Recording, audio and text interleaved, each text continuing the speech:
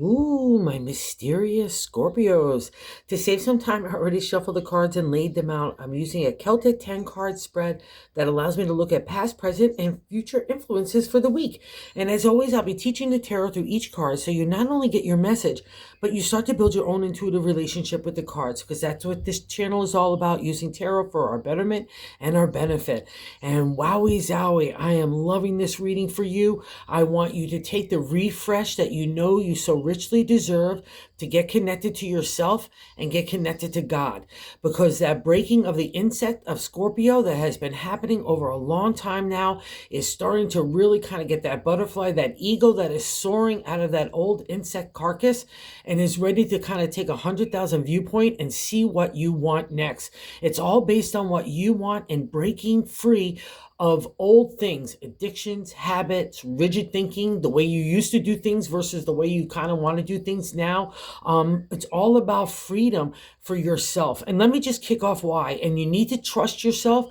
Most importantly, being authentic to yourself and breaking those places where they no longer serve you, including people and situations. This has been happening over a long time, and you kind of leave those situations kind of in the dust now, and you're kind of coming out of it into clear blue sky and landscape and saying, okay, where do I want to venture forth next? And it's got to be kind of a new way of doing things. It can't be the way you did things over and before, whether it's love, work, the way you treated your health, your mindset, being out in society, whatever it is.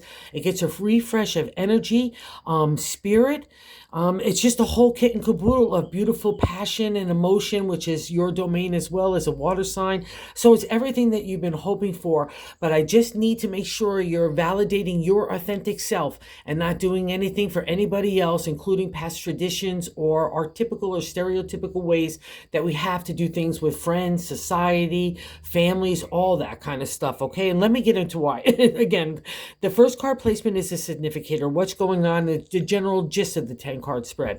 And we have the major arcana card, the Hierophant, the priest of the tarot, the teacher. I take the universal message of God and then make it a material reality. He's a lot different than the Hermit, which we'll see in that ninth card, his brother, in the ninth card position of our hopes and fears. It's also different than his sister, the High Priestess. He's more concerned with traditional religion, or just traditions in general. He could get a little rigid in the non-exalted state. We could hold to tradition as the kind of stoic way that we have to be, even if our own kind of identity is being compromised, or we want to break free from those kind of strangleholds of thinking, and we want to embrace new kind of like even spiritual arts. That's the domain of the Hermit and the High Priestess in the major arcana. So when the major arcana appears like the Hierophant, we're having a life lesson that we need to look at. All right. And this is a presentate card because I'm asking you to look at all the like experiences that have generated that insight and wisdom within you now to see where they fit in an old way or do they more fit in a new way. And the reason why I'm really stressing this is because the second card is the crossing card position. It's what's not allowing you to either move into a more traditional role, if that's what you want to do, or thinking, whatever that kind of thing is. But it's not allowing you to move on from that. I would really say more importantly that, especially because the second card in that position is the Devil. And the Devil is funky magunky in tarot. It's a major arcana card, and it's making us look at things that are no longer serving us. Again, whether it's a relationship, a job, our own thinking, addictions, habits, breaking free of old kind of ways of doing things, even sexually, or going after, like looking for partners, or how we approach even flirting, or how we approach going into relationship. And it all gets broken here. It's understanding that we all have animal urges as well, okay? That would be part of this. Let's say there's a stirring in you to try new things, or even venture into the spiritual arts, or trust your psychic ability, or venture into new ways that are very uncomfortable for you right now. No, okay? Because you've always done it. No, I can't say don't buy into that, all right? Because especially the Devil in the upright position, or the top, or the positive, would be where we're bound in, right? And we're kind of in a self-imposed prison is the reflection of the Devil. It wants to remind us those animal urges sometimes that you have, or those passionate insights, they're not meant to be stifled. They're meant to be get along with. Don't let them go down the road of addiction or bad habits or bad thinking or anything that's negative. But it's overcoming those kind of avenues, especially when it's in the crossing card, because the non-exalted or the non-upright reverse position of the devil is breaking free. So we have to break free in that thing. And the answer is in the third card position of trusting ourselves. The third card position is the top of the matter in the 10 card spread, but I like to say God's direction to navigate the week. And it's all about trusting you, this authentic identity that you have been working really hard to understand about yourself and applying it for whatever way, shape, or form, including legalities. If you have to still have, let's say you're still going through divorce. I know some Scorpios are still dealing with, even though they are divorced, like how things can drag on or how people could pluck your nerve in a way. And this gives you power. Do not underestimate your own and respect your own authority and power in the domain of this area, okay? The swords covers that. It's a divine order. And the king is really unique because during the whole journey of the swords, our intellect, our intelligence, our thoughts, and the way that we want to express those thoughts, along with our identity, especially for the ancient tarot, we're breaking that old way of thinking, again, with that tradition. It's no coincidence that it's sitting there the way that we always had to be. You know, you always had to be as a mom, or you always had to be as a woman, or you always had to be as a guy. It's all the whole kit and caboodle, and you're coming into your own dimension, and that's really groovy because during the whole journey of the swords, which is a lot of analytical thinking and strategy, which I guarantee has been applied as well, we're asked to use our emotion. The whole other time, I don't want to use emotion. I don't even want to use feeling. I just want to use intellect to come to all my decision-making and maneuvering, right? By the time I reach this royal guy, I could use the balance of my intuition along with my intelligence. That's a reflection here. See those mountains in the background? Those are just not mere mountains. They're Mount Everest. And that's the mountains that you have conquered to get a higher perspective, to get an understanding, to have a different perspective of not only just your own point of view, but understanding other people, so you can kind of come to that in like all collectively together to your decision making. You can't be a good decision maker unless you've journeyed through the swords, right? You understand honesty and integrity and ethics. That's the reflection of the king, and it means that you've earned it. But let's say it's an example. I've learned a hard truth with that double-edged sword. I uncovered something. I cut away to the honesty of the matter. But it may be hurtful to deliver that truth to somebody in a way that would be really sharp or damaging with that sword. But I use my intuition, that emotional flow that Scorpio is known for, and you rule, allowing that compassion to flow into decision making.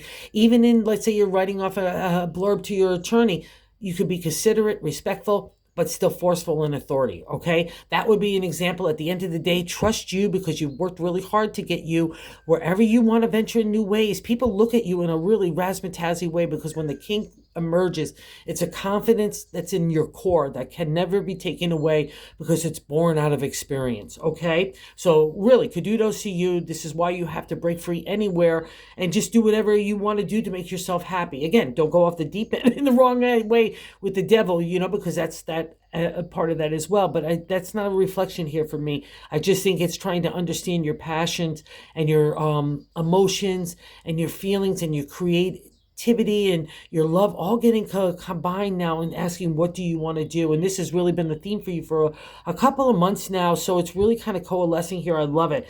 And it's also too, what's interesting here in the fourth card position, the base of the matter in the 10 card spread, I like to say the gut feeling we have. It's the 5 of Cups. Again, the domain of the heart now. Emotional flow. You rule this area as a water sign. It's love. It's heart.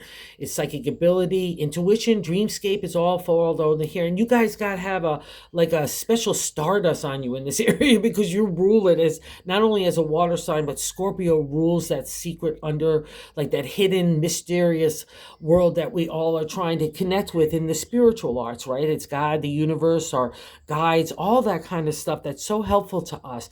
And that's the domain of the cups, and you rule it. And the 5 is good luck in tarot and numerology. But in tarot, there's always a conflict or an ant to get over. And here we just got to get real. We got to look at people in situations, including ourselves, in a realistic light. We've got to take the rose-colored glasses off, and we've got to realize those experiences that we went through, including the turning over of the cups. It's the only time you'll see it in the journey of the heart, because we turned over maybe one with bad choices, or other people turned them over because they didn't respect us or honor our heart and our love. But there's always one or two left in the journey here. And it's also about truth and honesty, taking that hard look and defining what your emotional flow is going to be, where your heart is going to go. Most importantly, for self-love and self-nurturing for yourself, right? That's where self-esteem and self-confidence, and that's where the heart is of the king. Even in that justice area, I could cut away again and look at things realistically. And maybe it's been a hard, I know it's been a hard journey for lots of Scorpios, of looking at people in situations that they thought would be a lot cooler than they were. All right. But that's just part of the journey of the heart, because now how else are you going to define where your energy goes unless it's been tested? And you really got to trust this and that kind of insight for yourself, because this is what you've worked so hard to earn. And that's reflected here in the 5th card position. In the past, what's leaving us here is the Queen of Wands. She's like a warm fire on a cold day.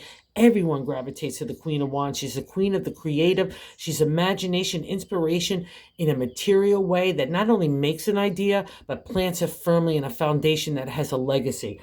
That's you, all right? And you've learned those skills. Oh, I'm getting goose pimples. You've learned that you've got that fiery energy in you, but now it's just really getting defined again of where it wants to be. Where do you want to take that staff of imagination? Who does you want to have that emotional flow of creativity with? It's all in your kind of capable hands, and anything that you're working to make a creative endeavor. Let's say you're writing a book, or you want to make a movie, or you just want to start a YouTube channel, or even get more like into tarot astrology, or take that a step further if you're already a reader. Whatever that case is, don't be afraid of exploring anything, especially for the heart and the creative, where it gets combined. Or let's say you're just falling in love and you're wanting to be creative about kind of pursuing that and being really, open and vulnerable, but still really understanding and emotionally connecting. That's this whole reading right here. It's all available for you. And this gets affirmed in the 6th card position. Wow, I love this. In the 6th card position is what's happening right now. And that's the World, another major arcana card. Oh, we got 1, 2, 3, 4, 5 of them here. So including the bonus, if the 10 card spread, it's just like, that's a lot. So a real big shift that we've been talking about for a while. It's really kind of settling within you, and it's happening, and I'm loving it because it's really coming from within you. That's the World. It's a major arcana, but it's not any major arcana. It ends the major arcana. You'll always see it as a circle where we looped around, we start again, just like the snake represented here. A lot of times you'll see that where we have to kind of eat the past and we start again with all that wisdom and experience applied in a new direction. And it's also a validation that we have the intellect of the swords, the creative energy of the wands, the money abilities, and to make anything a material reality in the area of the pentacles. And we have that overflowing abundancy of the cups in the heart, and you rule that area. So go get your world. It's already stirring. I know you're doing these directions. I read for so many Scorpios, and it's so fabulous to see, because you're getting your footing about you, or more really, you're getting the air under your wings of that eagle, which I'm just loving. You're soaring in your own direction. And probably why this combo is here. I'm leaving the past of the way I did things, maybe in the bug form, and I'm breaking free to go fully in the eagle, right? And that's what I want you to do. No hesitation here, because that's what I'm seeing here. And you just need to trust yourself, because you're smart enough to trust yourself. You like to trust yourself anyway, okay? And that's also too been feeling disconnected over the last couple of years in intuition, right? We felt like we weren't, because we had to be so much into the intellect, but that's all coming rushing back for you as well too. So don't block it out, realizing that 5 of Cups where you've been damming it up, and let it flow, okay? No bad feelings, and no feeling not vulnerable moving forward, even if people hurt you in the past. That's part of the lesson of the Cups. We can't get around it, right? And if you're trying to take these things against like maneuver in a new way, but keep it close to your chest, like the cards close to your chest, that's perfectly fine. And especially if you're even maneuvering against authority people that are being deceptive to you, that means that you have more authority and respect for your own intellect. So get into that meditative state and get to that strategy, okay? Even pull some cards. That's what tarot is really great for. It's getting to the insight to get to the strategy. And we see this reflected, 7-7, in the 7th card position, which is the direct extension of ourselves, right? So it's a really kind of cool thing here with the significator placement. And we have the Hierophant here, that tradition. And the 7 of Swords is the seeker. 7 is the truth seeker, right? I want to uncover truths. Again, another reflection of the 5 of Cups here. I'm trying to get to honest reflection, not only just about other people, but myself, right? And it's also secret. So I might have to move in a strategic, analytical way, but that's also secretive. And that's for your benefit. So don't feel badly. Let's say you're moving away from traditional things of religion or traditional ways of doing things that you've always done as family or relationship, whatever, and you're kind of keeping those things in those pathways just for you right now. That's fine. That's exactly what the 7 is, because it gives you stronger clarity when we have that stillness of not all being with other people's opinions or whatever.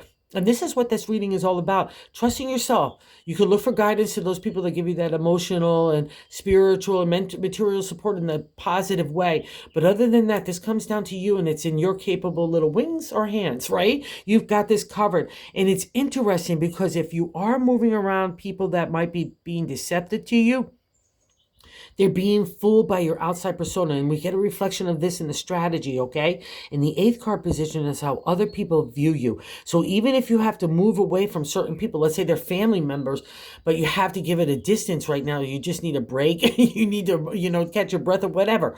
The Temperance is your friend. It's another major arcana card.